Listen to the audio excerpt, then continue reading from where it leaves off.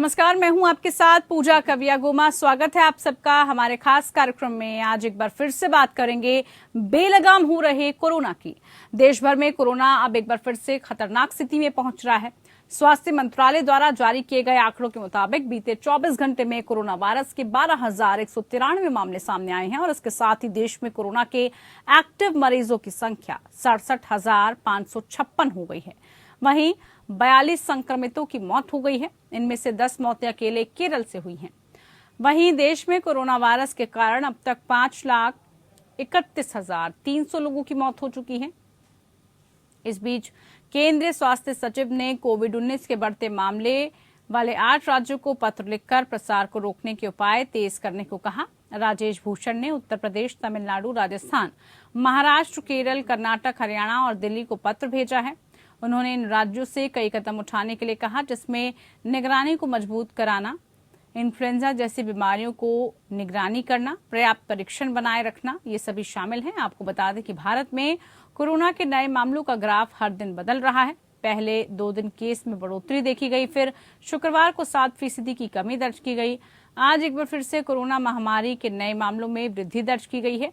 केंद्रीय स्वास्थ्य मंत्रालय के आंकड़ों के मुताबिक शनिवार को 12,193 नए मामले सामने आए हैं, जबकि शुक्रवार को ये संख्या 11,692 थी। वहीं सक्रिय मरीजों की संख्या लगातार बढ़ती जा रही है।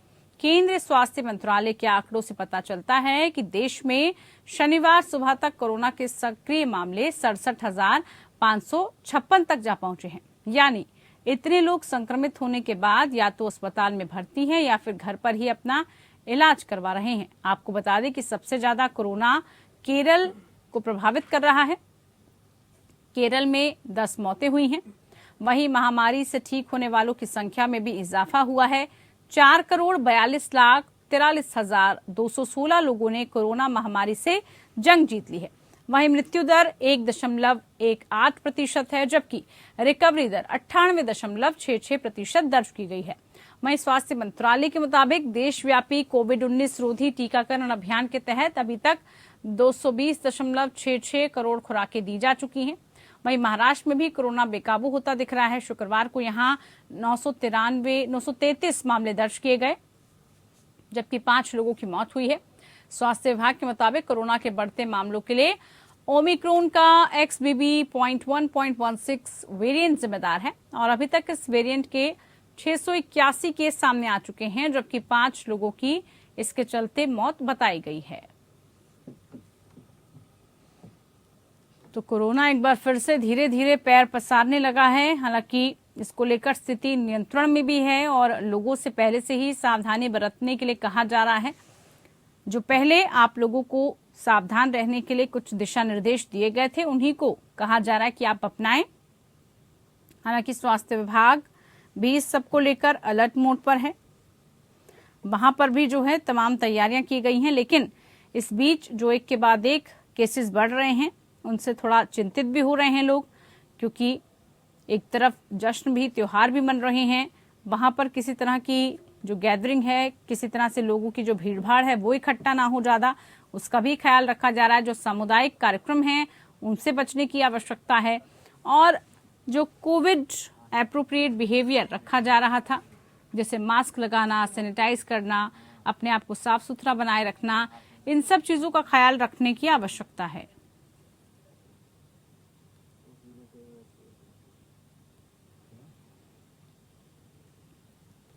तो कोरोना के मामले एक बार फिर से बढ़ने लगे हैं, जिसको लेकर थोड़ी चिंता हो रही है। लेकिन आखिरकार कैसे बचाव और क्या कुछ करने की आवश्यकता है, आज इसी पर चर्चा। हमारे साथ खास मेहमान जुड़ चुके हैं।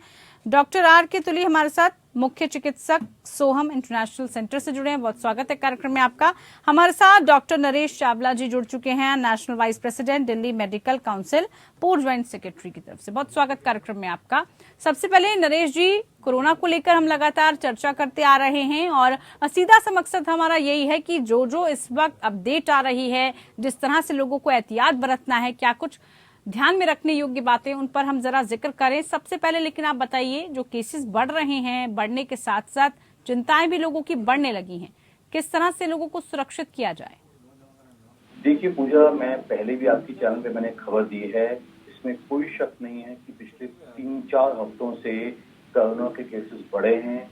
उससे पहले इन्फ्लुएंजा H3N2, इन्फ्लुएंजा H1N1 और इन्फ्लुएंजा B के केस बढ़ रहे थे, लेकिन अभी तक कुल मिला के केसेस 6 स्टेटों में जगह ज्यादा हैं। उसमें केरला सबसे आगे है और दूसरे नंबर पे शायद हमारी दिल्ली है, और फिर जो हरियाणा और यूपी वगैरह में भी केसेस अच्छे खासे हो रहे हैं। लेकिन मैं कहूंगा कि ये जो लेटेस्ट केसेस हैं, ये एक ओमिक्रॉन का एक वेरिएंट है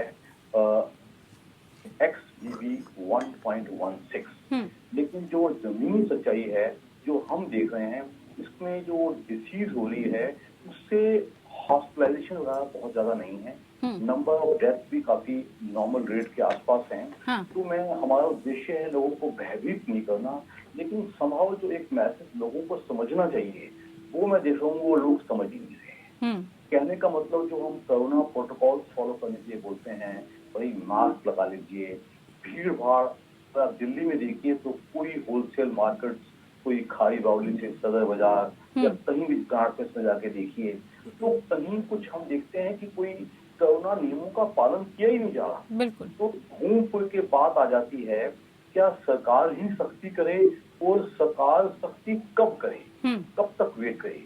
तो मुझे पूरा शक है और पूरा डर है कि जो सरकारें हैं और district administration all across India हैं, वो अंडर प्रेशर है।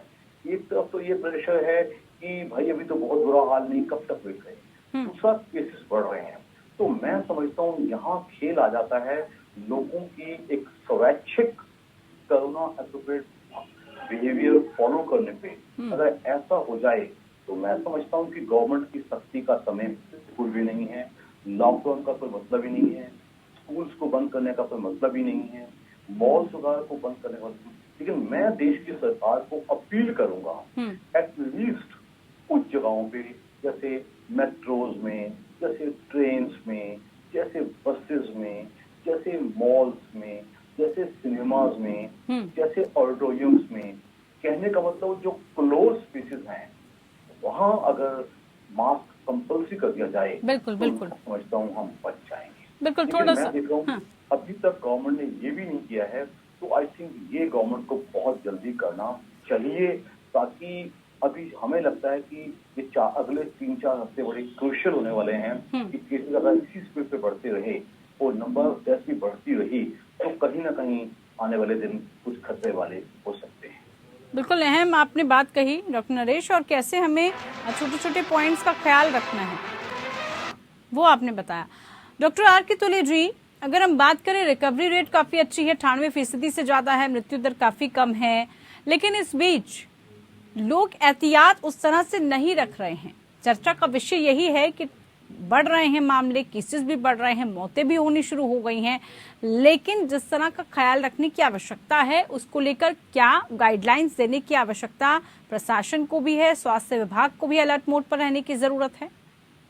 जी पूजा जी, पहले तो मैं आपकी प्रशंसा करूंगा कि आपने जिस प्रकार कोरोना की स्थिति को आपने विस्तार से बताया, बहुत ही प्रशंसनीय है। उसके डॉक्टर नरेश चावला हमारे बहुत सम्माननीय इंडियन मेडिकल एसोसिएशन के प्रतिनिधि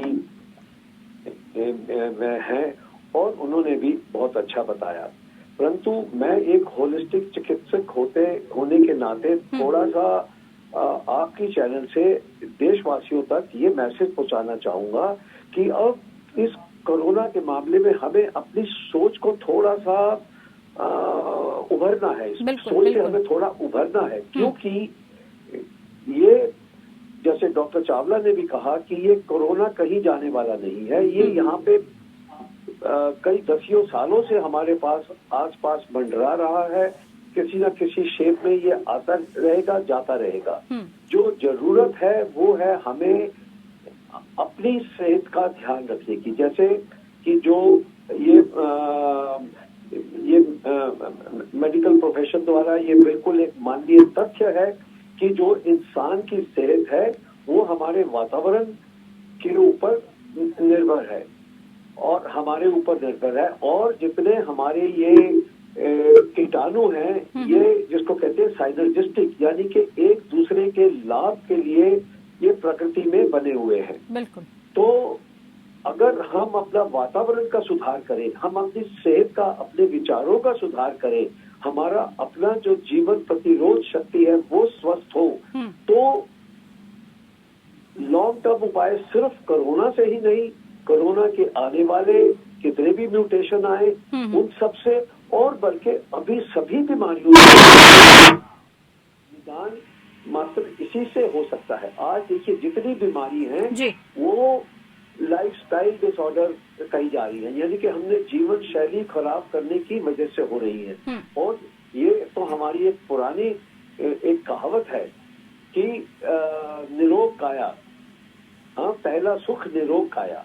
तो हम अपना निरोग यानी कि अपना लाइफस्टाइल को स्वस्थ रखें, अपना खान पान स्वस्थ रखें, अपना विचार स्वस्थ रखें और अपने वातावरण को स्वस्थ रखें। आज दुनिया में सबसे ज्यादा प्रदूषित शहर हमारे देश में पाए जा रहे हैं। दिल्ली शहर दुनिया की सबसे ज्यादा प्रदूषित राजधानी है, और जहां हमारे में इतनी क्षमता है कि हम 220 करोड़ लोगों को टीकाकरण कर सकते हैं, मैं मानता हूं कि हमारे अंदर ये भी क्षमता है कि हम इस देश का वातावरण स्वस्थ कर सके। सिर्फ जरूरत है उस तरफ ध्यान जाने की। और मैं आपकी चैनल के माध्यम से ये देश के जो हमारे हेल्थ प्लानर्स हैं उनकी तरह ये हमारी विनती पहुंचे कि हम अपने वातावरण का ध्यान रखें, लोगों की जीवन शैली के ऊपर सुधार लाएं, उसके ऊपर ज्यादा ख्याल करें। आप कितनी भी हल्ला मचाते रहें, जब अगर लोग जो मास्क नहीं इस्तेमाल करते या दूरी नहीं रख पाते, तो उन्होंने ये भी देखा है पिछले 4 सालों से कि इससे कोई फर्क नहीं पड़ता है। और हमने ये भी देखा है कि जो लोगों ने जितना ज्यादा ध्यान किया वो अपने घर से भी निकले, वो किसी से नहीं मिले और उनको कोरोना हुआ और बहुत घातक भी सिद्ध हुआ। तो ये बहुत थोड़ी हमें अपनी सोच से हमें उभरना है। हमने जो आज तक सीखा उससे हमें सबक सीख के आगे बढ़ना है। और बार बार मैं ये कहूंगा कि हम अपना स्वास्थ्य निरोग लेकिन वो स्वास्थ्य हमें कैसे अपना सुचारू रूप से बेहतर करना है, उसके लिए हमें कोशिशें करनी पड़ेंगी, उसके लिए हमें कुछ एहतियात बरतने होंगे। हम ऐसा नहीं छोड़ सकते कि जो भी होगा वो देखा जाएगा। कुछ जो कोविड एप्रोप्रिएट बिहेवियर है उसको हमें मानना पड़ेगा। हम अपने को स्वस्थ करें, अपने वातावरण को स्वस्थ करें और इसको एक अभियान की तरफ लेके, इससे ना कि हमें कोरोना से, बल्कि जैसे मैंने कहा अभी देखिए जितनी मौत हुई है किस वजह से, जिनको कोमॉर्बिडिटीज है। कोमॉर्बिडिटीज क्या है? Diabetes, hypertension, heart attack, cancer, autoimmune diseases, organ transplant. तो वो सब लोग, उनकी सेहत इतनी कमजोर हो चुकी है, उनके ऊपर इतना दवाइयों का प्रकोप हो रहा है कि जिसकी वजह से उनका रोग प्रतिरोध एकदम खत्म हो जाता है। और वही लोग हैं जो कोरोना से पीड़ित होकर और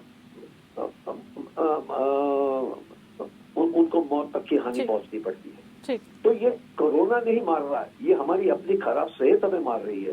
कोरोना फैल रहा है क्योंकि हमारा वातावरण प्रदूषित है। प्रदूषित वातावरण से हर इंसान की सेहत, कहते दिल्ली शहर में रहने से हमारी आयु लगभग 10 साल। बिल्कुल डॉक्टर तुली, उस बात का ख्याल हमें रखना है, लेकिन कोविड को लेकर हम जिस तरह से चर्चा कर रहे हैं कि उसका हमें कैसे ख्याल रखना है, उसके लिए मेडिकल एसोसिएशन कितना अलर्ट पर है, स्वास्थ्य महकमा कितना अलर्ट पर है, डॉक्टर नरेश किस तरह की तैयारी की जा रही है, किस तरह से, क्योंकि हमने पिछले समय में देखा था किस तरह से वेंटिलेटर से लेकर ऑक्सीजन तक की कमी भी देखी गई थी, वो स्थितियां ना आए, उसको लेकर लोगों में भय ना रहे, वो बहुत जरूरी है। उसकी तरफ ध्यान देना, वहां पर भी ध्यान जाए।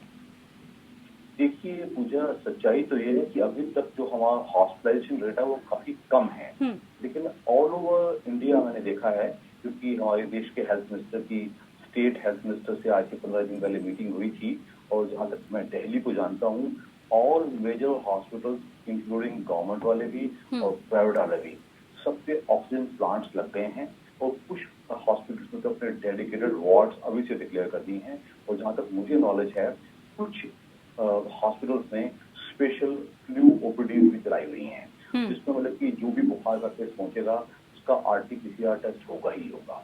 तो लेकिन क्योंकि अभी हमारा एक्सटेंट कम है, तो अभी हम कुछ ऐसा नहीं करते जिससे कि हमारे लेवल पे कोई पैनिकीनेस नजर आए। तो अभी चूंकि स्थिति इंटेंसी में है, तो अभी आने वाले 3-4 हफ्ते ऐसा हमें बताएंगे कि हम किस दिशा की तरफ रुक जा रहा है बीमारी का। लेकिन कुल मिलाकर अगर मुझसे पूछा जाए तो दिल्ली के जहाँ तक मैंने सुना है पिछले 2-3 दिन में 1600-1800 केस हैं, which is not quite bad. और लेकिन एक सच्चाई और है पूजा, जहाँ तक मैं जानता हूँ जमीनी सच्चाई ये है, ज्यादातर लोग are not coming forward for RTPCR test. क्योंकि मैं खुद क्लिनिक के पेशेंट देखता हूँ तो ज्यादातर लोग मुझे कहते नजर आते हैं, डॉक्टर साहब क्यों टेस्ट करवाते हो, वैसे ही मुझे फोन आएंगे। बिल्कुल, ये बड़ी बात आपने डॉक्टर नरेश उठाई है कि देखिए टेस्टिंग ही नहीं हो रही है, इस वजह से हमें जितने भी आंकड़े आने चाहिए थे वो भी सटीक नहीं मिल पा रहे हैं। और जिन राज्यों की हम बात कर रहे हैं वहां पर लग रहा है कि ठीक है, केरल में सबसे ज्यादा हो रहे हैं मामले, उजागर भी हो रहे हैं। इससे तो आप लाइफस्टाइल की बात कर रहे थे, उसमें सुधार होने की बिल्कुल आवश्यकता है, उसमें हमें सुधार लाना है, लेकिन साथ ही साथ हमें जो खुद से एहतियाती कदम उठाने चाहिए लोगों को, वो किस तरह से ध्यान रखना है। और क्योंकि टेस्टिंग उस लिहाज से नहीं हो रही है, इसीलिए भी अभी और ये कहा जा रहा है और इस बात का अंदेशा है कि मामले बढ़ सकते हैं, क्योंकि लोग अब कोरोना को ऐसे ही लेते हैं कि ठीक है टेस्ट नहीं करवाएंगे, पता चल गया उसके बावजूद भी। लेकिन कितना जरूरी है इन सब बातों का ख्याल रखना।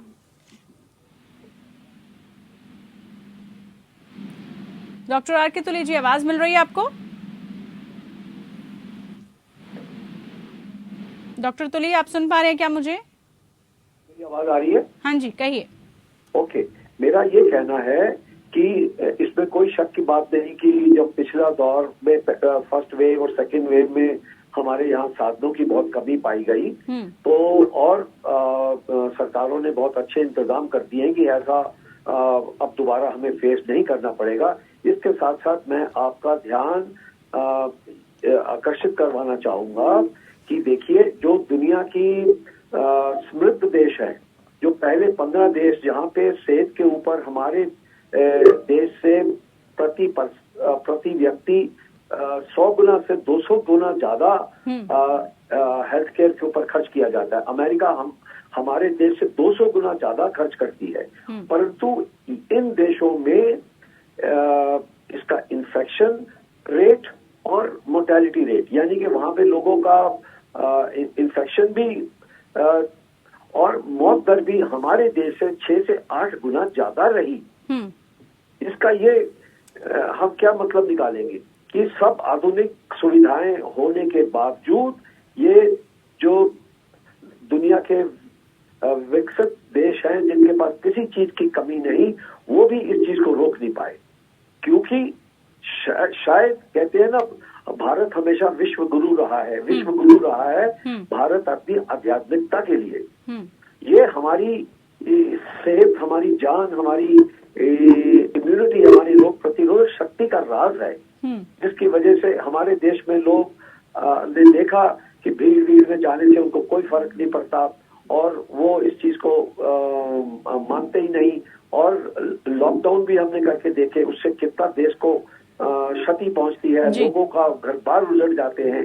तो ये भी कोई उपाय नहीं है। ठीक। तो मैं फिर बार बार आऊंगा, यही कहूंगा कि जरूरत है हम अपने घर को सुधारें, अपनी सेहत को सुधारें। ठीक है। Charity begins at home, let us think, कहते हैं think locally, think globally, act locally. मैं अपने को सुधारूं, मेरा देश अपने आप सुधरेगा। हम वातावरण को सुधारें। बिल्कुल, सुधार की बहुत आवश्यकता है। डॉक्टर नरेश, इन सब बातों से आप सहमत हैं? सुधार की आवश्यकता है, खुद को भी हमें एहतियाती कदम उठाने हैं, खुद के लिए भी, और खुद ख्याल रखना है। देखिए, इसमें कोई शक नहीं है कि जो हमारी इम्यूनिटी है वो एक पार्ट प्ले करती है, लेकिन इम्यूनिटी इज नॉट समथिंग जो कि अलग सी चीज है। वो निर्भर करती है हमारी प्रॉपर डाइट पे, हमारे इनटेक ऑफ प्रॉपर न्यूट्रिएंट्स पे। उसके लिए उसको तो हमने कभी इनकार किया ही नहीं। अल्टीमेटली 1-2 लोग बीमार पड़ते हैं, एक बिगड़ जाता है, एक सुधर जाता है। तो उस पर डिफरेंस किस चीज का है? एक को कितनी इसकी इम्यूनिटी थी, उसको कितनी केयर मिली, कितना डाइट अच्छा मिला, कितने न्यूट्रिएंट्स मिले। प्लस इसमें कोई शक नहीं है, Delhi for example Delhi NCR बहुत ही पोल्यूटेड है, यहाँ पहले से ही रेस्पिरेटरी डिसीजेज हैं, लेकिन हमें उसी माहौल में रहना है, उसी में फिट रहना है। तो मैं आपके चैनल के माध्यम से लोगों को ना कुछ बताऊंगा tenets of good living. Tenets of good living, tenets of good living क्या होता है? आप क्या करें जिससे आप स्वस्थ रहें? नंबर 1, अच्छा पानी का इंटेक। नंबर 2, अपना एक रेगुलर डाइट जिसमें प्रोटीन्स बराबर हों, जिसमें मिनरल्स हों, जिसमें फ्रूट्स हों। जंक जो आजकल के बच्चे बहुत खा रहे हैं, आउटसाइड फूड जो आजकल एक नया चलन चला हुआ है कि घर का खाना नहीं खाना, बाहर जाके रेस्टोरेंट्स में खाएंगे, फास्ट फूड खाएंगे, इसको हमें डिस्करेज करना चाहिए। तो तीसरी चीज जो बहुत ही जरूरी है वो थी हमारी फिटनेस। आजकल ओबेसिटी बढ़ती जा रही है, मोटापा बढ़ता जा रहा है, बीमारियां हाइपरटेंशन, डायबिटीज, डिस्लिपिडीमिया बढ़ती जा रही हैं। तो आपके चैनल के माध्यम से सीधा संदेश है, India needs to be fit, physically fit. हम अब चाहे कुछ भी करें, चाहे हम जॉगिंग करें, चाहे हम साइकिलिंग करें, चाहे हम रनिंग करें, चाहे हम जिम जाएं, चाहे हम कोई गेम खेलें, बैडमिंटन खेलें, कहने का मतलब अगर हम फिट रहेंगे, ओवरवेट नहीं रहेंगे, ये अपने आप में हमें बीमारी से बचाएगा। ये सोच न केवल एक छोटे बच्चे से लेके, एक जवान लड़के से लेके, एक मिडिल से लेके, एक ओल्ड मैन। आपने देखा गवर्नमेंट ने दिल्ली में और जगह जगह पे हर नेबरहुड पार्क हैं, डिस्ट्रिक्ट पार्क हैं, ये सब इन लोगों को एनकरेज करके बताएंगे। बिल्कुल, इन सब का ख्याल रखने की बहुत आवश्यकता है। बहुत अच्छे टिप्स आपने डॉक्टर नरेश पहुंचाए हैं लोगों को कि कैसे हमें अपने लाइफस्टाइल में बदलाव के साथ साथ कुछ थोड़े चेंजेस करने हैं, तभी हम कोरोना और बाकी बीमारियों से जीत पाएंगे। आप दोनों का बहुत शुक्रिया, आप जुड़े हमारे साथ कार्यक्रम में। फिलहाल के लिए इतना ही, नमस्कार।